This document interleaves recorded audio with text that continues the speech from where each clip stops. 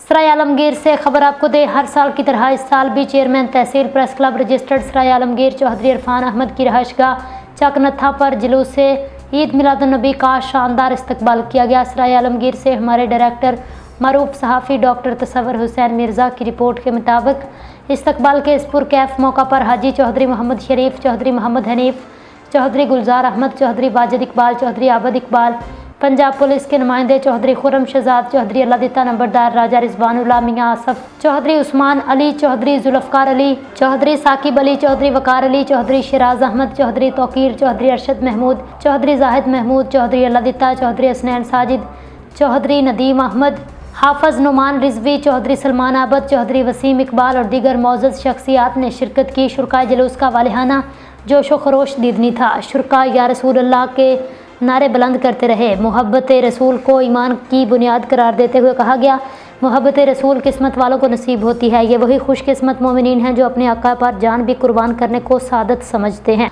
आखिर में जुलूस के शुरका में लंगर भी तकसीम किया गया। हजूर अकरम की ज़ात अक़दस पर दुरूद व सलाम का नजराना पेश किया गया।